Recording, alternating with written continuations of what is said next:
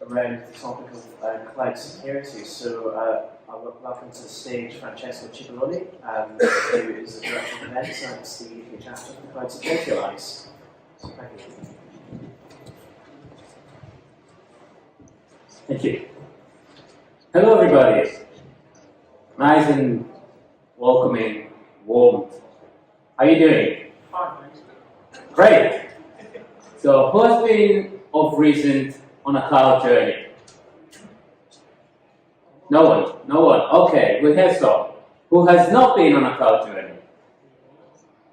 Okay. So this talk is for Portuguese. So for who starts from zero to top, and for who is more or less at the beginning, or for who want to start going forward. So let me start with a little bit of trivia. Who can tell me what the 42 in my logo means? Is the answer to? Fantastic, here you go. Well done. So, little bit about trivia, but what we're going to talk about it today, a little bit about the background of myself, a little bit about the challenge of the cloud, how we got there. I'm going to give you my top 8 tips on how to start a journey, what the challenges are, and how to solve them. And then we're going to wrap up with some conclusion, take away any questions. If we don't have time for questions, I can take them outside, or you can see me around, or we are in the Cloud Security Alliance booth at the end of the conference. I think it's booth 938. So happy for me and my colleague to answer all your questions around cloud security. All good so far? Fantastic. So about me, I'm a CISO and a CISO advisor. I've been on a cloud journey for the past more or less 8 years. I've been around several industries, banking, telco, asset management, and so on and so forth. And I've been helping organizations up, down, left, and right, not only in cloud, but any kind of security challenge that they might have. One key message that I'd like everybody to take away from this presentation onward, aside from the cloud journey, is that security is everybody's responsibility, it's everybody's job. Why do I say this? Who has an idea why do I say this? How many times have you seen a security team stretch across an organization and trying to do their best but not being able to achieve much? How many times have you seen that? I've seen it plenty of time. And why is that? Because security teams tend to be small and can't cover the breadth of depth of organizations, especially big organizations. So it's a collaborative approach, and as an industry, we constantly challenged by new thing coming up. I mean, we see IoT, we see AI, we see cloud, we see big data. We see a lot of new technology. They come at us fast, very fast. And it's very difficult to learn. I mean, those things are not learned by the individual that apply them. How can we, as security professionals, learn how to do them in a perfect way? Right? Ultimately, security is doing things right, not cutting corners. So it's the collaboration approach, it's the knowledge sharing. And I'm here today to actually share my knowledge, give back my 5 cents to you guys, sharing my knowledge, because I think that's very important. So security is everybody's job. So, how did we evolve here? Back in 2005, we were more or less in data center land. Fast forwarded to today, we have more or less 73% of the organization, at least in the UK, they're going to fast track their journey to the cloud in the next couple of years. So what's the impact on security? Not everybody's an expert on the cloud. Not everybody's an expert on security. It takes small and medium organizations that want to move to the cloud and decide tomorrow to go to the cloud. They're going to just change a data center from one day to another. And the two security guys, maybe there is one, maybe there are two security guys in a room that says, that's a lot. That's a lot to cover. Where do I start? I'm here today to help you. Where do I start? To answer that. So a little bit on the cloud journey. So 2005, I would say we were in data center land. 2006, we see AWS appearing with a very minimal basic service. And then 2008, we had all the other guys in the game popping up, including Google with their App Engine. 2010, we had Azure coming up with their Microsoft coming up with Azure. IBM joining the game in 2011, and then in 2013, we had Google expanding the cloud offering. What after that? After 2014, we have mass adoption. So we have seen evolution around cloud, but we haven't seen new players. We've seen probably other SaaS players coming around, popping in and out. But from 2014, we had mass adoption, and in the next coming couple of years, we will have a rapid adoption of the cloud. A new service appearing in the cloud, so new service offering. So, without the challenge, we briefly touched on the challenge of a security architect or a security person in this journey. So, we have shortage of skills, new things coming up, no collaboration with security. So how do we solve that? And why is it important to solve that? We all get affected by it. This is just a summary of the recent breaches. They're not all cloud related, but this is a summary over the years of the major breaches. And if that's not enough, next slide, I'm going to size. These are the size of the breaches. We all get affected by it, regardless if we are involved in an organization or if we're not. So as a security professionals and individuals, we are here and we should and we must apply some security or 2 or 5% in knowledge sharing, in doing our daily job. Regardless if your data is in that organization, you have to feel that your data is in that organization to protect it at its best, because we all get affected by it, regardless if you're in security or not.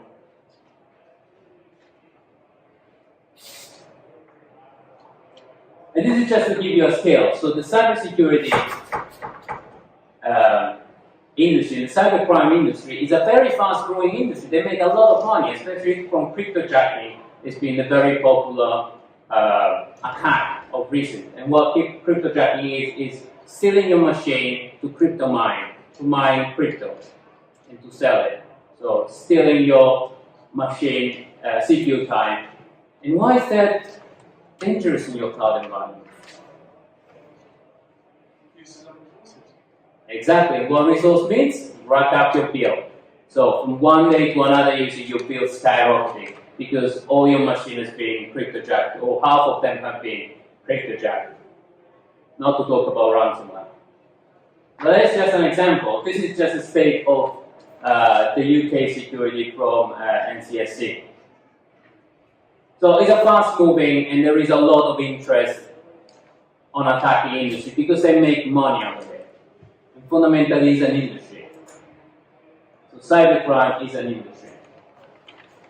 So now that we've seen the challenge, let's close our eyes and take a breather. Imagine our perfect cloud security world, or perfect cybersecurity world. What we will have? We will have infinite time, infinite resource to do things right. Now, unfortunately, we're not in our perfect world. So, how do we go there? These are my top 8 tips to consider when doing a cloud journey or any kind of digital transformation. So, understand the shared responsibility model. We're going to see what that shared responsibility model, where you step into. Understand how important and what is important to do as soon as you start doing a cloud transformation. So the foundation, like a house, you build a strong cloud, a strong security cloud if you build strong foundation. Cloud patterns and what's available out there. How to design security and doing security by design.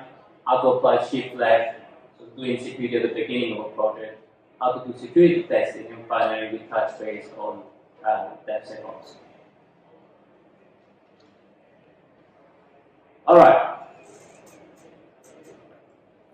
Division of responsibility. Step into the cloud. As you step into somebody's house, understand what you have and what you can do and what you can't do.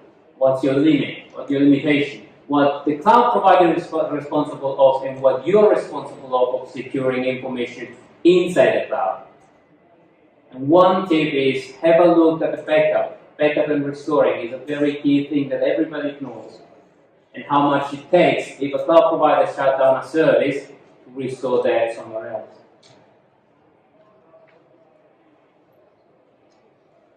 So I'm going to quickly skip on this, on the cloud pizza. I suppose everybody has an opinion on, has a knowledge on the cloud service, but we're a little bit short in time. So you can either make it at home, so do it in your data center. You have infrastructure as a service where you use something in the cloud provider, or then you can have it delivered, or go it outside, so buy a SaaS. So something that does somebody for you completely, and you just use it. So, very important, foundation. What are the basics of a solid house? Foundation, otherwise your house crumbles. So how do you build a solid cloud? You don't skip on the foundation. So how did you do that solid cloud?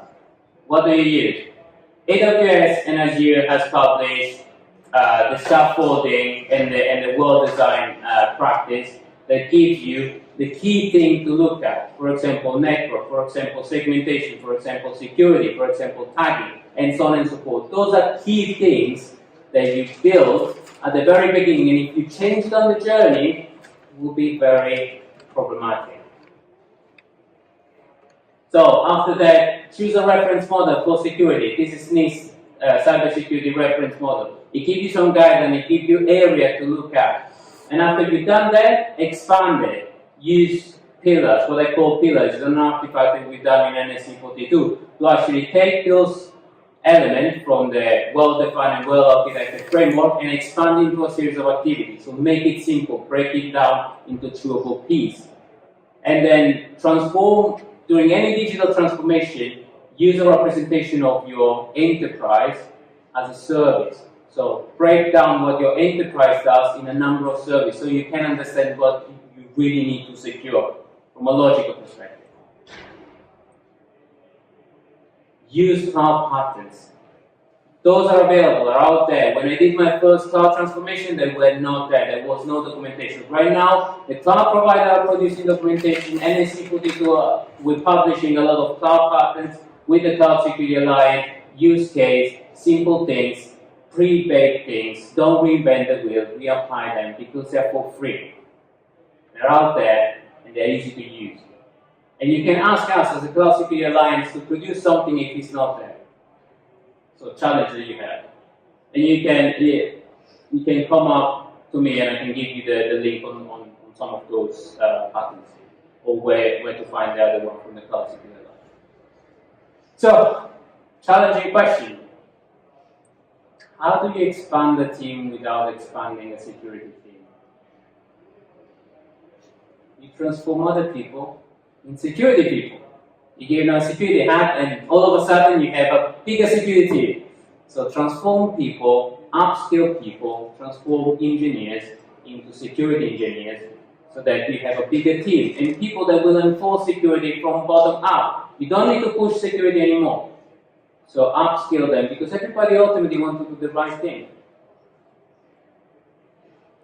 Now how do you do security by design?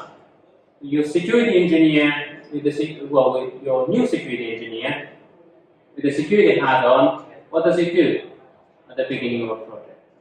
Well, some of them, they may do a very complicated thing called threat modeling. But it's not very complicated if you make it fun. How do you make it fun? You use something called escalation of privilege target. So they literally throw a challenge at their own application. And you do it 15 minutes by time on a reiterative approach. And I assure you that And they will do them by themselves. They will come and ask because they will have fun. It's like Dungeons and Dragons. Who's playing Dungeons and Dragons here? Okay. Magic. Who's playing Magic? Okay. Fair enough. Card games. It's fun. I'm going to quickly go through it. So shift left, what does it mean? It's very, very simple. Do security at the very beginning. Don't leave at the very, very end with a pen test. Why would you do that? Because it's less expensive. You do security by design at the very beginning of a project. You don't go and finish a project and then pen test it and find out that you have to go back to the drawing board to include security inside it. And bolting on security is much more expensive than baking it in with maybe something 3 or 4 lines of code.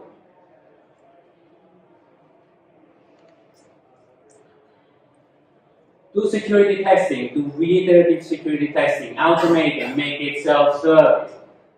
Like infrastructure testing, code testing, make it self-service.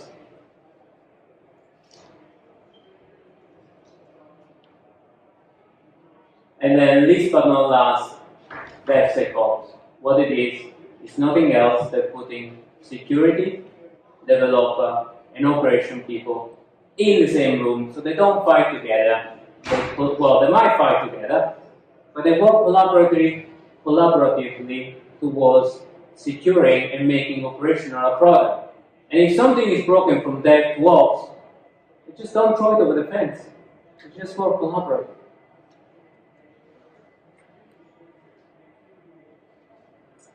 So, a little bit of peek on the future. So we've seen how to do cloud transformation, we see the challenge. We are seeing a little bit on the future out here. How does security cope with all of that? It's nothing different than what we discussed right now. We still do the same basic due diligence. We involve security at the beginning of the project, we involve it during the transformation, we do things right, and we help people. Nothing different. So, before we close down, we've seen the evolution, we've seen the ideal world, the 8 steps to reach that, and we had a little bit of a peek in the future. Before I leave you, with the Cloud Security Alliance, we are organizing a conference in HSBC in June. As part of giving back, we have a mentoring Monday call with us in participation with IC Square. We do it every fortnightly. Actually, the next one is today at 4:30. We help people getting up to speed with the industry, and we invite industry leader in the call. And then we're hosting a CyberSecurity Award for the Cloud Security Influencer of the Year. We're sponsoring this award with the Cloud Security Alliance. So I don't think we have time for questions, or do we? 2 minutes. 2 minutes. We do actually, because we need to do a little bit of know for something completely different to arrange the furniture on the stage. Okay. So I guess before I start with pre-prepared, does anybody in the audience have any specific questions for Francesco?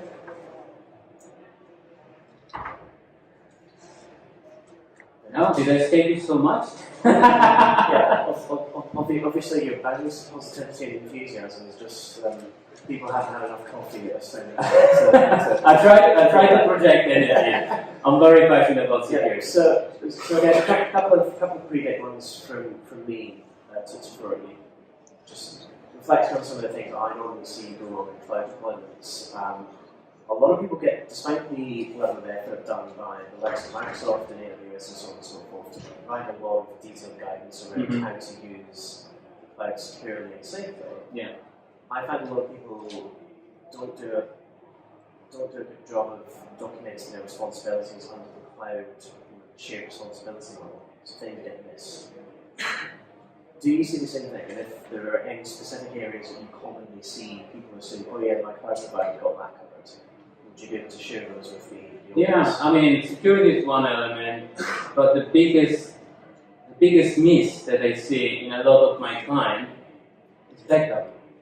They assume that the cloud will back up their stuff. Office 365 is a very good example. How do you back up Office 365? I say, well, my cloud provider does that.